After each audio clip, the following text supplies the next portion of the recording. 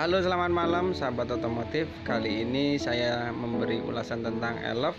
Ini adalah Elf tahun 2017 yang kami restorasi ulang. Blower belakangnya menggunakan blower microbus dengan tunggal ekspansi.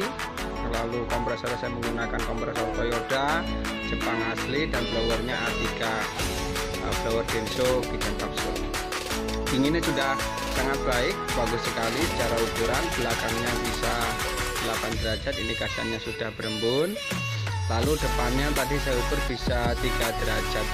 Lalu ukurannya dari tekanannya juga ini udah sangat baik. Low nya di angka 20 dan high pressure-nya di enggak sampai 200.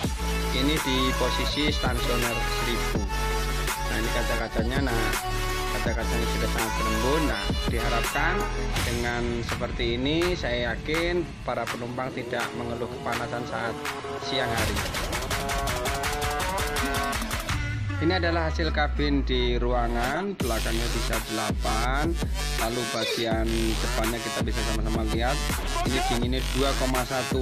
Ini ngetesnya memang agak malam, sekitar setengah 8 malam.